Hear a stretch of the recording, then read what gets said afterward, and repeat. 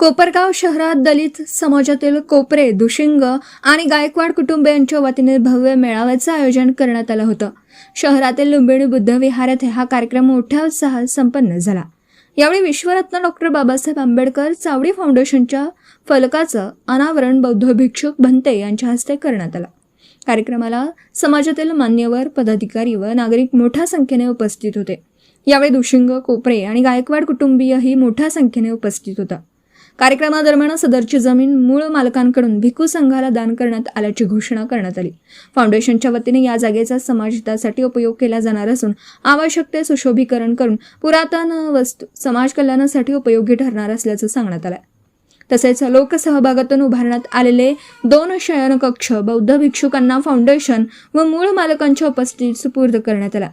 यावेळी बोलताना फाउंडेशनचे अध्यक्ष प्रकाश दुशिंग यांनी सांगितलं की शहरातील महार वतनाच्या जागेवर अतिक्रमण करून राहणाऱ्या व्यावसायिकांना जागा तात्काळ खाली करण्याचं आवाहन करण्यात आलं.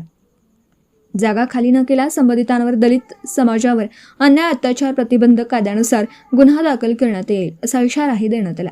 तसेच अनेक वर्षांपासून प्रलंबित असलेली दलित समाजाची चावडी लवकरच ताब्यात घेण्यात येणार असल्याची माहितीही त्यांनी दिली.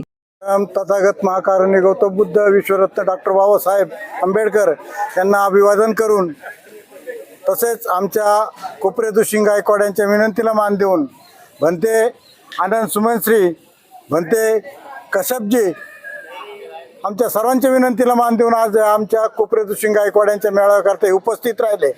हा मेळावा याच्याकरता आयोजित केला का गेल्या 30 ते 40 वर्षापासून इथं जे अतिक्रमण झालेलं होतं, हे अतिक्रमण ही जागा नेमकी कुणाची आहे हे आम्हाला देखील याची कल्पना नव्हती. परंतु ज्यावेळेस कागदपत्राचे दस्त उचकले असता dairy and cattle building, farm house, पशुसंवर्धन विभाग, कुक्कुटपालन विभाग याच्यामध्ये ज्या जागा संपादित झालेल्या आहे त्यामध्ये सर्वे नंबर 43 असेल, 44 असेल, 45, 46, 48, सर्वे नंबर 5, 6, 7, 8 या महारवतनाचे सर्वे नंबर याच्यामध्ये संपादित झालेले होते.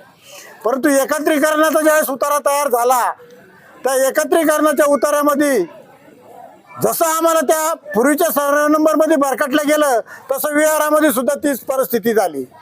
आम्हाला वाटलं या जागेचा जे ट्रस्ट आहे ते संवर्धन करील, काहीतरी मोठा उपयोग करील, समाजाच्या हिताकरता काहीतरी निर्णय मोठे मोठे घेतील.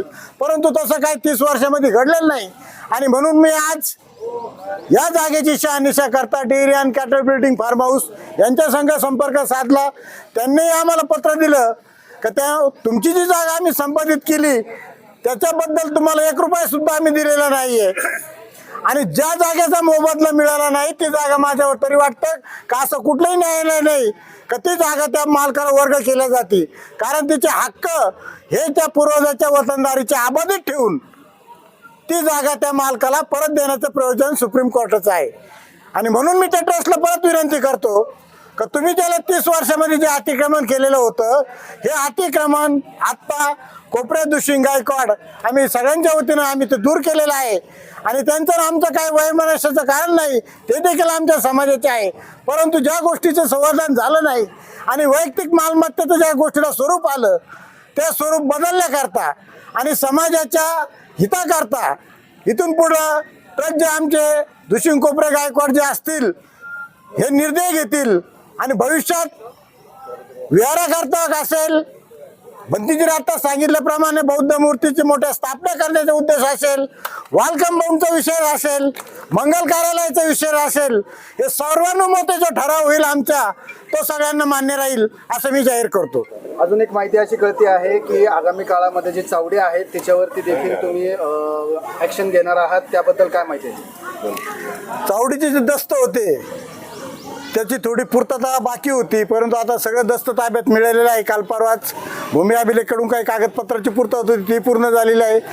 त्यांना लीजवर दिलेलं आहे, त्याची मुदत संपलेली आहे. मुदत संपून 4-5 वर्ष वरती झालेलं आहे. आणि कोर्टाचा जो निकाल होता तो निकालसुद्धा आमच्याकडून लागलेला आहे. त्यामुळं येत्या 30 तारखेच्या आत 14 एप्रिल झाल्यानंतर आम्ही त्या चावडीचा लवकरच सगळ्यांच्या मतानं जो विचार होईल 30 तारखेच्या आत त्याचा आम्ही ताबा घेणार आहे. आता त्याच्यानंतर महात्मा गांधी चॅरिटेबलच्या पूर्व बाजूची, दक्षिण बाजूची आणि उत्तर बाजूची जी जागा आहे ती चर्चा करून लवकरच, म्हणजे एवढ्या 2 दिवसातच, आता मी भाषणामध्ये सांगितलंय की 2 दिवसात तिचा निर्णय होऊन जाईल. आमचे जे संपूर्ण ट्रस्ट आहे, आमचे जे खातेदार आहे, याच्या संग सविस्तर चर्चा करून JCPच्या साहाय्याने असेल त्या, कारण कुठली जी जागा आहे ही जागा महार वतनाची असल्यामुळे भूमी अभिलेख कोपरगाव यांनी त्यांना लीजवर दिलेली जागा, वापरण्याकरता दिली, मालकी हक्क नाही त्यांचा. आज हॉटेल असेल, स्पॅन हॉटेल असेल किंवा गोदावरी पेट्रोल पंप असेल किंवा आणखी कुठल्या संस्था असेल, यांना मालकी हक्काने दिलेली नाही आहे. 7/12वरती लीज आहे.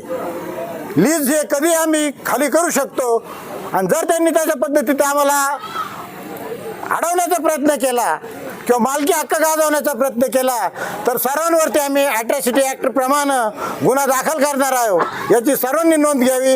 जय भीम, जय महाराष्ट्र. दरम्यान शहरात अनेक वर्षांपासून प्रलंबित असलेल्या दलित कुटुंबाच्या मालकीच्या जागांवर काही राजकीय नेते व व्यावसायिकांनी अतिक्रमण केल्याचा आरोप संबंधित कुटुंबांकडून करण्यात आला. या प्रकारामुळे दलित कुटुंबांवर अन्याय झाल्याची भावना कुटुंबियांकडून व्यक्त करण्यात आली. सध्या या जागांवर दलित कुटुंबियांची प्रत्यक्ष ताबा मिळवण्याची प्रक्रिया सुरू असल्याने सदर जागेवर अतिक्रमण करून वास्तव्य करणाऱ्या संबंधितांमध्ये अस्वस्थता निर्माण झाली आहे. काही ठिकाणी राजकीय व व्यावसायिक घटकांशी संबंधित कार्यकर्त्यांमध्ये हालचाल वाढल्याचं दिसून येतं. त्यामुळे आगामी काळात या ताबा प्रक्रियेदरम्यान मोठा वाद निर्माण होण्याची शक्यता सर्वसामान्य नागरिकांकडून व्यक्त होती आहे. माझं गाव चॅनलसाठी स्वप्नील कोपरे, कोपरगाव.